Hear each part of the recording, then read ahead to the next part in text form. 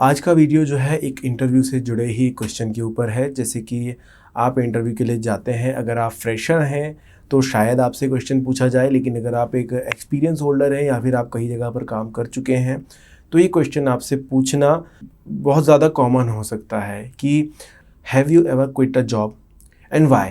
आपने कभी कोई जॉब छोड़ी है या और क्यों छोड़ी है, अगर छोड़ी है तो क्यों छोड़ी है।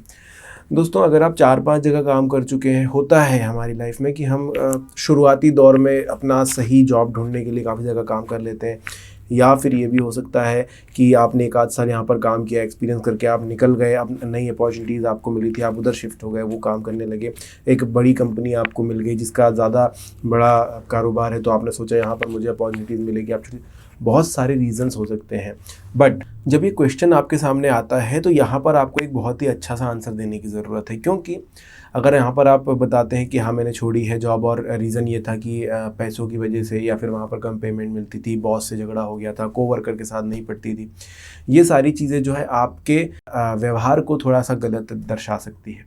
तो ऐसे समय पर क्या किया जाए, कैसे इस क्वेश्चन का आंसर दिया जाए, इसके बारे में बात करेंगे। लेकिन उससे पहले मैं चाहूँगा कि आप सब्सक्राइब कर लें चैनल को। यहाँ पर काफ़ी सारे वीडियोस में बनाता हूँ इस इंटरव्यू क्वेश्चन से संबंधित। तो हर एक वीडियो में मैं आपको बताने की कोशिश करता हूँ कि ये जो क्वेश्चन है उसकी डेप्थ क्या है, वो कहाँ तक कितना कुछ निकल कर आ सकता है। उस क्वेश्चन के माध्यम से इंटरव्यूअर को क्या क्या चीज़ें पता चल सकती है। तो जब आप साक्षात्कार में बैठे हुए हैं, वहाँ पर ये क्वेश्चन आपके सामने आएगा कि आपने पिछली जॉब छोड़ी क्यों थी, या कभी छोड़ी है तो क्यों छोड़ी है।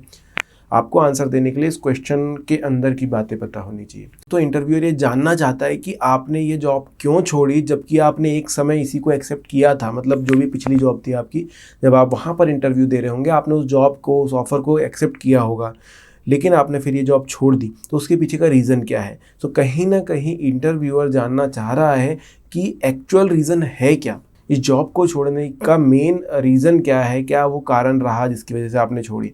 यहाँ पर आपको थोड़ा सा लॉयल रहने की भी ज़रूरत होती है, यहाँ पर आपको थोड़ा सा ऑनेस्ट रहने की भी ज़रूरत होती है। कहीं ये तो बात नहीं है कि आप 12 महीने काम करके, 24 महीने, 36 महीने, मतलब 1-2-3 साल के पीरियड में काम करके और फिर आप बोर हो जाते हैं उस काम से, क्योंकि आपको सेम वही काम करने में फिर परेशानी होती है और आप सोचते हैं कि कुछ नई चीज़ के लिए आप कहीं और ज़्यादा एक्सप्लोर करना चाहते हैं दुनिया को। तो ये भी रीज़न हो सकते हैं। अब ये हो जाना कोई बुरी चीज़ नहीं है। इवन अगर 12 महीने, 24 महीने तक आप सेम काम करते रहेंगे तो आप भी एक समय सच में बोर हो जाएंगे। बट ये चीज़ अगर आप अपने इंटरव्यूअर को बताते हैं तो ये एक नेगेटिव पॉइंट भी जोड़ सकता है कि यार आप ये सेम काम नहीं कर सकते हैं लंबे समय तक, लेकिन एक पॉजिटिव पॉइंट भी कि आप नई चीज़ एक्सप्लोर करना चाहते हैं, आप एक सीखने वाले बंदे हैं, आप सीखना चाहते हैं और आगे बढ़ने की कोशिश करना चाहते हैं। तो अगर कंपनी भी ग्रो कर रही है, आपको भी ग्रो करने का मौका मिलेगा। एक रीज़न ये भी हो सकता है कि आपकी सैलरी वहाँ पर बहुत कम थी। आपने देखा कि मार्केट में सेम पोजीशन के लिए, या आप जो है थोड़े और अपर पोजीशन के लिए आप फाइट मार सकते हैं और वहाँ पर आपको थोड़ी ज़्यादा अच्छी सैलरी मिलेगी।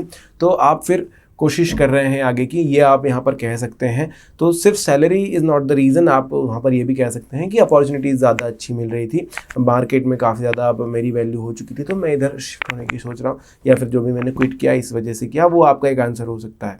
या फिर कुछ ऐसे भी रीज़न होते हैं जो आपको मोटिवेट करते हैं कि आप जॉब चेंज करें, स्विच करें, वेदर इट्स योर सैलरी, और आप रिलोकेट कर रहे हैं, या फिर कुछ फैमिली प्रॉब्लम्स हैं, या फिर फैमिली की तरफ से पहले उतना सपोर्ट नहीं था, मतलब आपको बहुत ज़्यादा टाइम देना पड़ता था, अब थोड़े आप फ्री हैं और जॉब पे थोड़ा ज़्यादा काम करके आगे बढ़ने का एक रास्ता बना सकते हैं। ऐसे बहुत सारे रीज़न्स हो सकते हैं, तो ये भी आप वहाँ पर बता सकते हैं। तो चलिए, ये तो क्वेश्चन की डेप्थ हमने जानी है। अब रिस्पॉन्सेज, आपको अप्रोच कैसे रखनी है, आपको क्या कहना है वहाँ पर, ये मैं आपको समझाने की कोशिश करता हूँ। अगर दोस्तों आप एक फ्रेशर हैं जिसने अभी अभी कॉलेज डिग्री कंप्लीट करी है, तो आपके लिए आंसर काफ़ी सिंपल होगा कि मैंने छोड़ी नहीं है जॉब, मैं अभी स्टार्ट कर रहा हूँ। लेकिन आप यहाँ पर कुछ चीज़ें मेंशन करते हैं, जैसे कि आपने कोई इंटर्नशिप कंप्लीट करी है, तो आप बता सकते हैं कि मैंने अपनी इंटर्नशिप कंप्लीट करी है। वो छोड़ा नहीं कहलाएगा, वो इंटर्नशिप आपकी थी, कुछ महीनों की थी और वो आपने कंप्लीट करके रखी है, तो वो आप यहाँ पर ज़रूर मेंशन कर सकते हैं। बहुत बार होता है इंटरव्यूअर आपके सामने फ्रेशर होने के बाद भी एक क्वेश्चन रखते हैं, वो एक प्रकार से आपका कॉन्फिडेंस देखने की कोशिश करते हैं, आप किस तरीके से आंसर देंगे। कई बार हम लोग सोच में पड़ जाते हैं, भाई इनको पता है तो है कि फ्रेशर है, या फिर आप हंस देते हैं। ये सब चीज़ें ही वो चेक होती है आपकी पर्सनालिटी में। तो यहाँ पर आपको एक सटीक और बढ़िया सा आंसर देना है कि आपने छोड़ी कोई जॉब नहीं है अभी तक, तो आप अपना करियर शुरू हो रहा है, शुरुआत कर रहे हैं इस चीज़ की, तो ये पहली आपकी जॉब होगी। इंटर्नशिप आपने कर रखी है जो कि कंप्लीट हुई थी।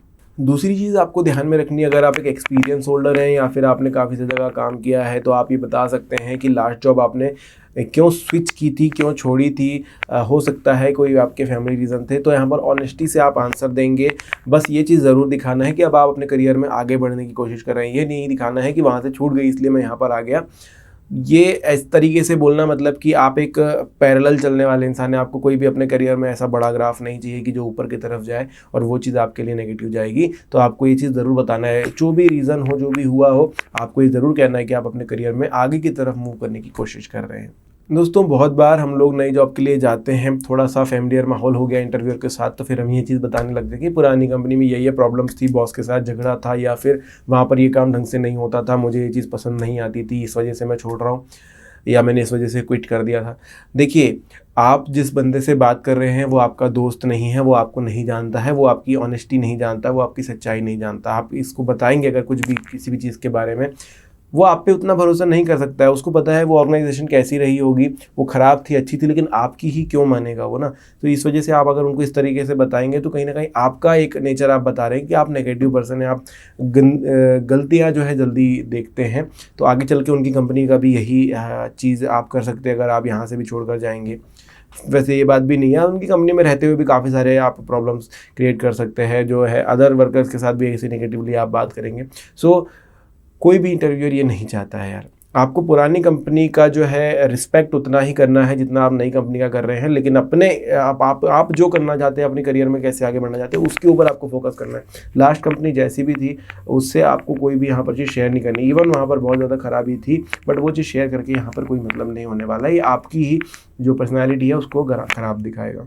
लेकिन एक चीज़ आप ज़रूर कर सकते हैं, आप अपॉर्चुनिटीज़ की बात कर सकते हैं, आप चैलेंजेस की बात कर सकते हैं। आप ये कह सकते हैं कि वहाँ पर जो स्किल्स रिक्वायर्ड थी उस पर्टिकुलर पोजीशन में, वो मैंने मास्टर कर रखी थी, वो चीज़ मुझे आ चुकी है, और अब जो है चैलेंजेस मेरे सामने काफ़ी कम थे। अपॉर्चुनिटीज़ जो थी पुराने जॉब की वो तो मुझे उतनी ज़्यादा नहीं मिल पा रही थी। सो अभी मैं स्विच करने का इसलिए सोचा, या इस वजह से मैंने जॉब छोड़ी थी। ये कहीं ना कहीं अच्छा सा आंसर हो सकता है। यहाँ पर ये भी दिखता है कि आप एक दूर तक देखने वाले इंसान हैं। सो वीडियो में आज के लिए इतना ही दोस्तों। अपना जो आंसर है वो ध्यान से दीजिए, इन सब बातों को ध्यान में रखेंगे तो एक बढ़िया सा आंसर बना सकेंगे। अगर आप चाहते हैं कि मैं सैम्पल आंसर्स भी दिया करूं तो कमेंट सेक्शन में लिखकर बता सकते हैं, उस हिसाब से मैं अपने वीडियो में सैम्पल आंसर्स भी दिया करूंगा। फिलहाल के लिए इतना ही, धन्यवाद।